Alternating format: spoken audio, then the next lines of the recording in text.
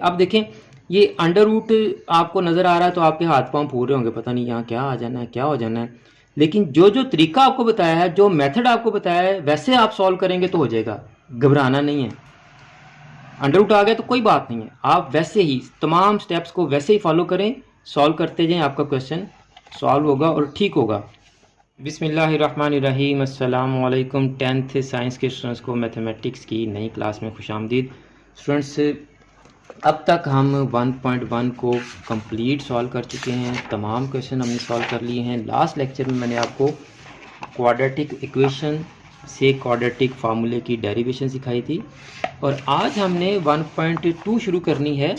आपकी 1.2 के तकरीबन सारे क्वेश्चंस एक ही लेक्चर में हो सकते हैं अगर आप हिम्मत करें तो, क्योंकि तमाम को सॉल्व करने का मेथड एक ही है। आज हम सीखेंगे कि हम क्वाड्रेटिक फार्मूले की मदद से क्वाड्रेटिक इक्वेशंस को कैसे सॉल्व कर सकते हैं। तो मैं आपको आज फर्स्ट क्वेश्चन सॉल्व करवाऊंगा और ये 6 तक आपका होमवर्क होगा। तो नेक्स्ट लेक्चर में ये जो आपके फ्रैक्शंस वाले क्वेश्चंस हैं इनको सॉल्व करेंगे और आपकी 1.2 भी कंप्लीट हो जाएगी। स्टूडेंट्स, आपको लेक्चर्स लेने का फ़ायदा क्या होगा कि जैसे जैसे हम क्वेश्चंस को सॉल्व करते जाएंगे वैसे वैसे आपको चैप्टर वाइज और exercise wise most important questions का ही पता चलता जाएगा। जैसे देखें, ये जो हाईलाइट किए हुए हैं ये मोस्ट इम्पोर्टेंट क्वेश्चंस हैं और ये वाला क्वेश्चन आपके पास पेपर में 4 टाइम आया है, ये 3 टाइम आया है शॉर्ट में, और ये भी 3 टाइम आया है कंप्लीटिंग स्केयर में। पूछा उसने आपको, ये क्वेश्चन यहाँ पे है, पूछा उसने कंप्लीटिंग स्केयर में। मैंने गालबन आपको यहाँ लिख भी दिया था क्वेश्चन, देखें यही क्वेश्चन है ना, 2 - x square is equal to 7x। तो वो यहाँ से उठा के उसने कंप्लीटिंग स्केयर दे दिया है। तो बताने का मकसद यही है, जब भी मैं बच्चों को मैथ करवाता हूँ तो यही कहता हूँ कि आप मेथड सीखें। मेथड आ गया तो क्वेश्चन जो मर्जी है तो वो आप उसको उसी मेथड को फॉलो करते हुए उस क्वेश्चन को सॉल्व कर सकते हैं। जैसे मैंने आपको क्वाड्रेटिक इक्वेशन सॉल्व करवाने का जो मेथड पहले लेक्चर में सिखा दिया था, ये वाला कंप्लीटिंग स्केयर का जो मैंने आपको मेथड सिखा दिया था, सारे क्वेश्चन हमने वैसे ही किए हैं, चाहे वो फ्रैक्शन वाले थे, चाहे वो स्क्वायर ओपन करने वाले थे, या जैसे मर्जी क्वेश्चन थे, या भी हमने क्वाड्रेटिक फार्मूला जो ड्राइव किया वो भी इसी मेथड से किया है। तो आपको मेथड आना चाहिए। क्वेश्चन वो कहीं से भी उठा के दे सकता है, अपने पास से भी दे सकता है, एक एक्सरसाइज की बजाय दूसरी एक्सरसाइज से भी दे सकता है। तो इससे आपने परेशान नहीं होना। मेथड अगर आपको आएगा तो आप सारे क्वेश्चन सॉल्व कर सकते हैं। इसीलिए मैंने बताया कि 1.2 आप एक ही दिन में भी ख़त्म कर सकते हैं, क्योंकि मेथड इन क्वेश्चन को सॉल्व करने का एक ही है। ठीक है, तो हम मेथड आज सीख लेते हैं, क्वेश्चंस भी आज हम करेंगे और कुछ आपको होमवर्क के लिए देंगे जी। तो आज से हमारी 1.2 स्टार्ट हो रही है जी इंशाल्लाह। एक्सरसाइज 1.2 क्वेश्चन 1 और उसका पार्ट 1 जी, जो कि कंप्लीटिंग स्केयर से भी उसने पूछा है। तो क्वाड्रेटिक फार्मूला अप्लाई करने के लिए आपने सबसे पहले जो भी क्वेश्चन आपको दिया गया होगा आपने उस क्वेश्चन को स्टैंडर्ड फॉर्म में लिख लेना जी। किस में लिख लेना जी? स्टैंडर्ड फॉर्म का क्वेश्चन आपका 1.1 का पहला क्वेश्चन स्टैंडर्ड फॉर्म से रिलेटेड था कि right the following quadratic equation in the standard form. तो स्टैंडर्ड फॉर्म क्या है जी? कौन बताएगा मुझे? क्वाड्रेटिक इक्वेशन की स्टैंडर्ड फॉर्म क्या है जी? बताएं जी।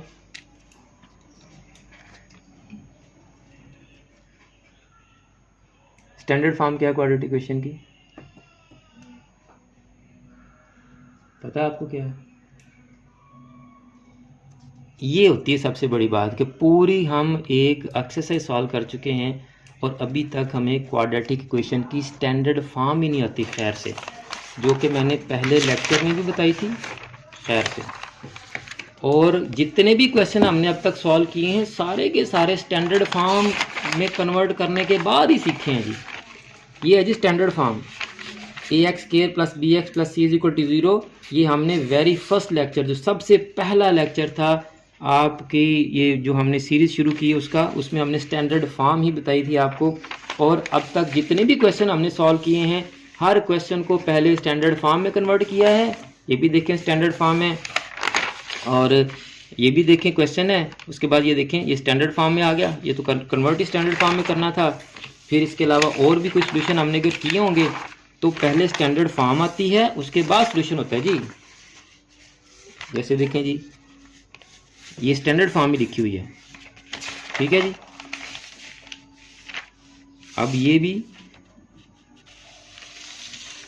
ये देखें जी, ये भी स्टैंडर्ड फॉर्म ही लिखी हुई है, x square plus b x plus c, यानी पहले एक्स स्क्वायर की टर्म, फिर एक्स वाली टर्म, और फिर बगैर एक्स वाली term ji.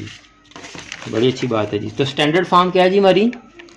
X square plus b x plus c is equal. Very good. ये आपको शॉर्ट क्वेश्चन में भी पूछ सकता है और आपको एमसीक्यूज में भी पूछ सकता है ये, तो ये आपको लाजमी आनी चाहिए। बहुत अच्छी बात की वैसे आपने। तुम बोलो जी स्टैंडर्ड फॉर्म क्या है जी क्वाड्रेटिक इक्वेशन की? X square plus b x plus c is equal 0। और ये देखनी आप, पहला ही आपका MCQ, standard form of quadratic equation is, ये है जी, a x square plus b x plus c is equal to 0। कितनी दफा है आपको ये?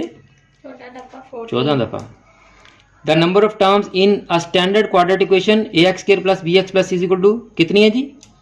3। और ये कितनी दफा है? 18 मरतबा है। और ये भी मैंने आपको फर्स्ट लेक्चर में बताया था कि स्टैंडर्ड फॉर्म में कितनी टर्म्स होती हैं? 3 टर्म्स। देखें, ये मैंने आपको करके बताया था, 1 2 और ये तीसरी, फर्स्ट टर्म, सेकंड टर्म और थर्ड टर्म। तो पहले लेक्चर में आपके शॉर्ट क्वेश्चंस, एमसीक्यूज ये सारे सॉल्व हुए थे। और देख लें तीसरा, द क्वाड्रेटिक फार्मूला इज, अभी जो कल हमने ड्राइव किया है ये वाला, ये कल के लेक्चर में हमने इसको ड्राइव किया था, क्या है जी?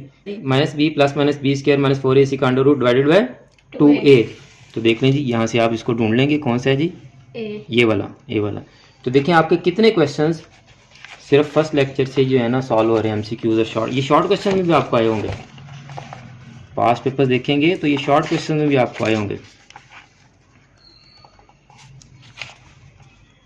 ये देखें जी, डिफाइन क्वाड्रेटिक इक्वेशन, ठीक है। और ठीक है जी,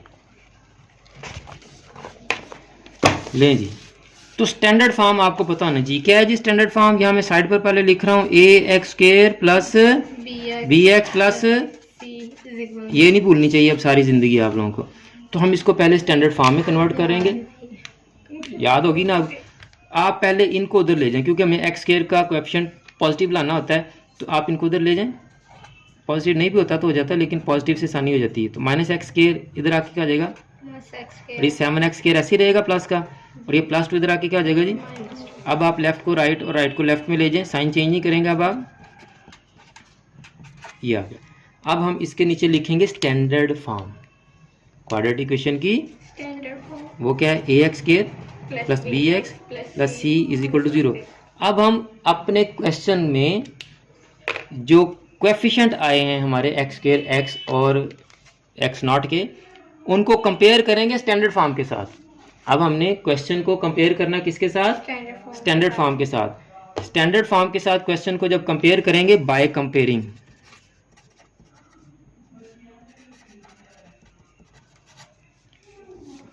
इन दोनों का जब हमने कंपैरिजन किया, कंपेयर किया, तो हमारे पास जो रिजल्ट आए वो क्या है कि एक्स स्क्वायर का यहाँ कोएफिशिएंट क्या है? 1, और स्टैंडर्ड फॉर्म में क्या है? A।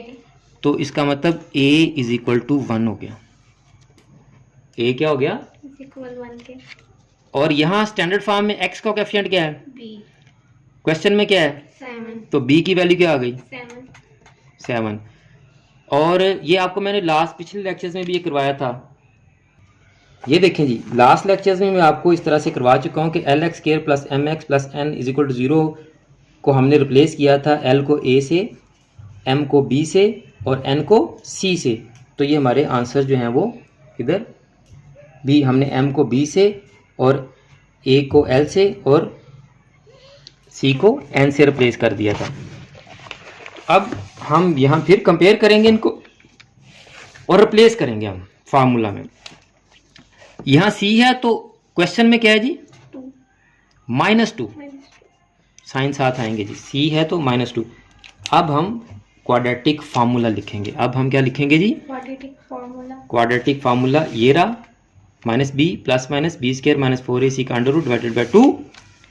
तो लिख लें जी, -b plus minus b square 4ac divided by 2a। अब हम a, b और c की वैल्यूज इस फार्मूला में पुट कर देंगे। कुछ भी नहीं करना हमने, a, b और c की वैल्यूज इस फार्मूला में पुट कर देंगे। तो आप देखें जी माइनस बी है 7। तो आप याद रखें, चाहे ये क्वेश्चन है या आप जब भी मैथ करें 10th में, फर्स्ट ईयर सेकंड ईयर जब भी मैथ करें, आप कोशिश किया करें कि जब भी किसी वैल्यू को रिप्लेस करें किसी अदर वैल्यू से तो आप उसको ब्रैकेट में रिप्लेस करें। तो अब हमने b की जगह 7 लगाना है तो उसको किस में लिखेंगे? ब्रैकेट में। क्यों कि अगर यहाँ b का भी -7 होता, वैल्यू इसकी माइनस में होती, तो फिर आपने कंफ्यूज होना था, ये माइनस आपने लगाना ही नहीं था, 2 माइनस आने थे ना। फिर अगले क्वेश्चन में आएगा, मैं आपको समझाऊंगा। फिर ये प्लस माइनस बी स्केयर है तो 7 का स्केयर ब्रैकेट में, -4 ए और सी की वैल्यूज भी ब्रैकेट में लिखेंगे हम, ताकि इनके माइनस होंगे तो वो भी फिर मल्टीप्लाई होंगे, नहीं तो आप प्लस माइनस कर देंगे, सवाल गलत हो जाएगा आपका। तो ए की क्या वैल्यू है जी? 1। सी की क्या वैल्यू जी? अब आप इनको मल्टीप्लाई करेंगे। अगर आप इनकी वैल्यूज को ऐसे ही पुट करें, लेट्स सपोज 4ac, तो 4a की वैल्यू क्या जी? 1, तो आप मल्टीप्लाई 1 लिखेंगे। सी की वैल्यू क्या जी? -2, तो आप यहाँ -2 लिख देंगे तो गड़बड़ हो जाएगी, आप इनको प्लस माइनस कर देंगे। ठीक है, तो ब्रैकेट्स में यूज करें इनको, जब भी वैल्यूज पुट करनी है आपने ब्रैकेट्स में करनी है। तो 2a की क्या वैल्यू है जी? 1। अब आप इसको सिंप्लीफाइड कर लें, आपका क्वेश्चन सॉल्व हो गया। बहुत ही आसान है क्वेश्चन ये तो। -7 प्लस माइनस 7 का स्क्वायर क्या आता है जी? 49। अब इनको मल्टीप्लाई करें, माइनस माइनस प्लस, 4 2 8 2, तो -7 प्लस माइनस 57 डिवाइडेड बाय 2, ये आपका आंसर है। सिंपल, बहुत आसान। तो मैं एक दफ़ा क्विकली रिपीट कर देता हूं कि आपने क्वेश्चन जिस तरह का मर्जी है आपने उसको स्टैंडर्ड फॉर्म में ले आना है। स्टैंडर्ड फॉर्म हमारी क्या है कि पहले एक्स स्क्वायर वाली टर्म, फिर एक्स वाली, फिर बगैर एक्स वाली, फिर इक्वल टू, फिर 0। तो फिर आपने स्टैंडर्ड फॉर्म को क्वाड्रेटिक इक्वेशन की स्टैंडर्ड फॉर्म से कंपेयर करना है, यानी क्वेश्चन की स्टैंडर्ड फॉर्म को क्वाड्रेटिक इक्वेशन की स्टैंडर्ड फॉर्म से कंपेयर करना है। तो एक्स स्क्वायर का कोएफिशिएंट इक्वल कर देंगे a और 1, एक्स का कोएफिशिएंट इक्वल कर देंगे b = 7 और कांस्टेंट इक्वल कर देंगे c = -2। फार्मूला लिखेंगे, फार्मूले में वैल्यूज पुट करेंगे a, b और c की, और उनको सिंप्लीफाइड करके आंसर मालूम कर लेंगे। मेरा ख्याल है इंतहा आसान काम है ना। तो अब आपने 1.2 के 6 क्वेश्चंस 6 पार्ट सॉल्व करने हैं। फिर हम इन 6 पार्ट्स को जो है वो कल दोबारा से देखेंगे, सिंप्लीफाइड करेंगे। अब देखें ये अंडर रूट आपको नज़र आ रहा है तो आपके हाथ पांव फूल रहे होंगे, पता नहीं यहाँ क्या आ जाना है, क्या हो जाना है। लेकिन जो जो तरीका आपको बताया है, जो मेथड आपको बताया है, वैसे आप सॉल्व करेंगे तो हो जाएगा, घबराना नहीं है। अंडर रूट आ गया तो कोई बात नहीं है, आप वैसे ही तमाम स्टेप्स को वैसे ही फॉलो करें, सॉल्व करते जाएं, आपका क्वेश्चन सॉल्व होगा और ठीक होगा। तो उम्मीद है कि आज का लेक्चर आपको समझ आ गया होगा। अगले लेक्चर तक के लिए अल्लाह हाफिज़। मुझे भी अपनी दुआ में याद रखा करें। जज़ाकल्लाह।